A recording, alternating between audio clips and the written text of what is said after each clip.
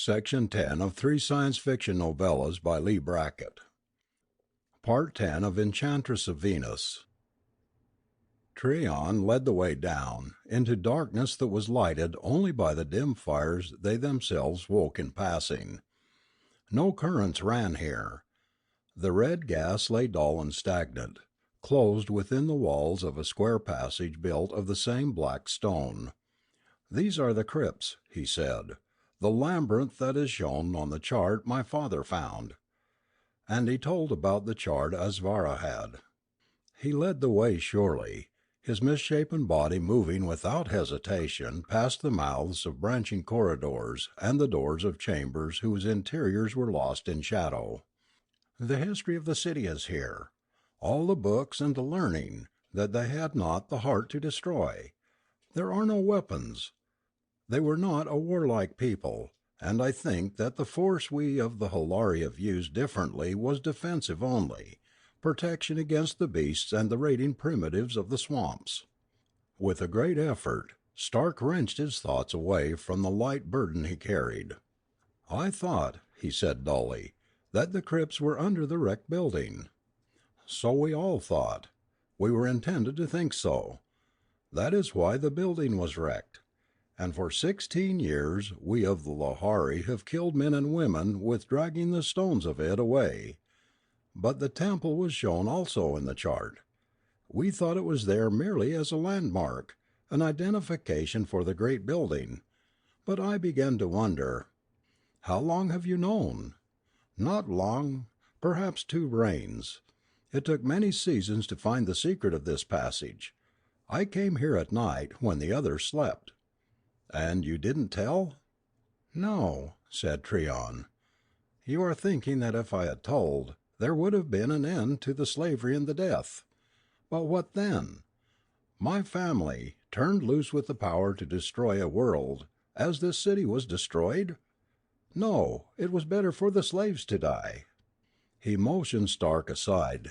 Then, between the doors of gold that stood ajar, into a vault so great that there was no guessing its size in the red enshrouding gloom. "This was the burial place of their kings," said Tryon softly. "Leave the little one here." Stark looked around him, still too numb to feel awe, but impressed even so. They were set in straight lines, the beds of black marble, lines so long that there was no end to them except the limit of vision. And on them slept the old kings, their bodies, marvellously embalmed, covered with silken palls, their hands crossed upon their breasts, their wise unhuman faces stamped with the mark of peace. Very gently, Stark laid Zareth down on a marble couch, and covered her also with silk, and closed her eyes and folded her hands. And it seemed to him that her face, too, had that look of peace. He went out with Tryon, thinking that none of them had earned a better place in the Hall of Kings than Zareth. "Tryon," he said. "Yes?" "That prophecy you spoke when I came to the castle, I will bear it out." Tryon nodded. "That is the way of prophecies." He did not return toward the temple, but led the way deeper into the heart of the catacombs. A great excitement burned within him, a bright and terrible thing that communicated itself to Stark. Tryon had suddenly taken on the stature of a figure of destiny, and the Earthman had the feeling that he was in the grip of some current that would plunge on irresistibly until everything in its path was swept away. Stark's flesh quivered. They reached the end of the corridor at last, and there, in the red gloom, a shape sat waiting, before a black, barred door. A shape grotesque and incredibly misshapen, so horribly malformed that by it Tryon's crippled body appeared almost beautiful. Yet its face was as the faces of the images and the old kings, and its sunken eyes had once held wisdom, and one of its 7-fingered hands were still slim and sensitive. Stark recoiled. The thing made him physically sick, and he would have turned away, but Tryon urged him on. "Go closer. It is dead, embalmed, but it has a message for you." It has waited all this time to give that message." Reluctantly, Stark went forward. Quite suddenly, it seemed that the thing spoke.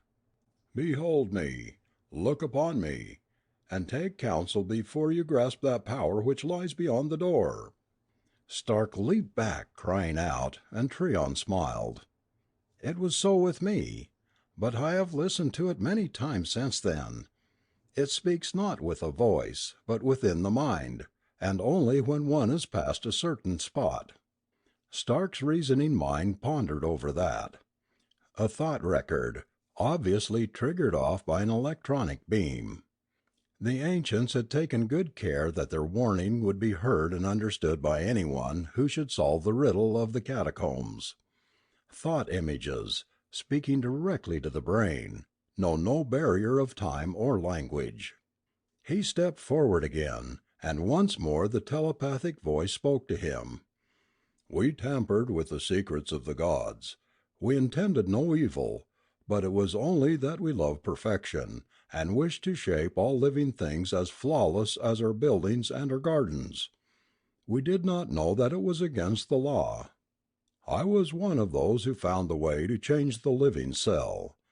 We used the unseen force that comes from the land of the gods beyond the sky, and we so harnessed it that we could build from the living flesh as the potter builds from the clay. We healed the halt and the maimed, and made those stand tall and straight who came crooked from the egg, and for a time we were as brothers to the gods themselves. I myself, even I, knew the glory of perfection. And then came the reckoning. The cell, once made to change, would not stop changing. The growth was slow, and for a while we did not notice it, but when we did it was too late. We were becoming a city of monsters, and the force we had used was worse than useless, for the more we tried to mold the monstrous flesh to its normal shape, the more the stimulated cells grew and grew, until the bodies we labored over were like things of wet mud that flow and change even as you look at them. One by one the people of the city destroyed themselves, and those of us who were left realized the judgment of the gods, and our duty. We made all things ready, and let the Red Sea hide us forever from our own kind, and those who should come after. Yet we did not destroy our knowledge. Perhaps it was our pride only that forbade us, but we could not bring ourselves to do it. Perhaps other gods, other races wiser than we, can take away the evil and keep only the good. For it is good for all creatures to be, if not perfect, at least strong and sound. But heed this warning, whoever you may be that listen. If your gods are jealous, if your people have not the wisdom or the knowledge to succeed where we failed in controlling this force, then touch it not, or you and all your people will become as I." The voice stopped. Stark moved back again, and said to Tryon incredulously, "And your family would ignore that warning?" Tryon laughed. "They are fools. They are cruel and greedy and very proud. They would say that this is a lie to frighten away intruders, or that human flesh would not be subject to the laws that govern the flesh of reptiles. They would say anything, because they have dreamed this dream too long to be denied." Stark shuddered, and looked at the black door. "The thing ought to be destroyed." "Yes," said Tryon softly. His eyes were shining, looking into some private dream of his own. He started forward, and when Stark would have gone with him he thrust him back, saying, "No, you have no part in this." He shook his head. "I have waited," he whispered, almost to himself.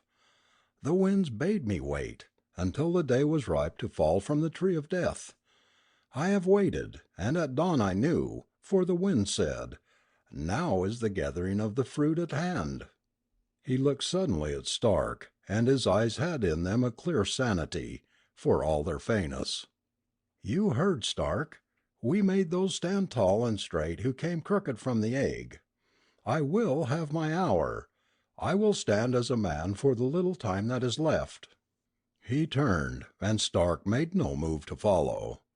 He watched Treon's twisted body recede, white against the red dusk, until it passed the monstrous watcher and came to the black door. The long thin arms reached up and pushed the bar away. The door swung slowly back. Through the opening Stark glimpsed a chamber that held a structure of crystal rods and discs mounted on a frame of metal, the whole thing glowing and glittering with a restless bluish light that dimmed and brightened as though it echoed some vast pulse beat. There was another apparatus, intricate banks of tubes and condensers, but this was the heart of it, and the heart was still alive. Treon passed within and closed the door behind him. Stark drew back some distance from the door and its guardian, crouched down, and set his back against the wall. He thought about the apparatus. Cosmic rays, perhaps, the unseen force that came from beyond the sky. Even yet, all their potentialities were not known. But a few luckless spacemen had found that under certain conditions they could do amazing things to human tissue. It was a line of thought Stark did not like at all. He tried to keep his mind away from Treon entirely. He tried not to think at all. It was dark there in the corridor, and very still, and the shapeless horror sat quiet in the doorway and waited with him. Stark began to shiver, a shallow animal twitching of the flesh. He waited. After a while he thought Treon must be dead, but he did not move. He did not wish to go into that room to see. He waited. Suddenly he leaped up, cold sweat bursting out all over him. A crash that echoed down the corridor, a crashing of shattered crystal, and a high singing note that trailed off into nothing. The door opened. A man came out. A man tall and straight and beautiful as an angel. A strong-limbed man with Treon's face, Treon's tragic eyes. And behind him the chamber was dark. The pulsing heart of power had stopped. The door was shut and barred again. Treon's voice was saying, "There are records left, and much of the apparatus, so that the secret is not lost entirely. Only it is out of reach." He came to Stark and held out his hand. "Let us fight together as men. And do not fear. I shall die, long before this body changes." He smiled, the remembered smile that was full of pity for all living things. "I know, for the winds have told me." Stark took his hand and held it. "Good," said Treon. "And now lead on, stranger with the fierce eyes. For the prophecy is yours, and the day is yours, and I who have crept about like a snail all my life know little of battles. Lead, and I will follow." Stark fingered the collar around his neck. "Can you rid me of this?" Treon nodded. "There are tools and acid in one of the chambers." He found them and worked swiftly, and while he worked Stark thought, smiling, and there was no pity in that smile at all. They came back at last into the temple, and Treon closed the entrance to the catacombs. It was still night, for the square was empty of slaves. Stark found Eagle's weapon where it had fallen, on the ledge where Eagle died. "We must hurry," said Stark. "Come on." End of section 10.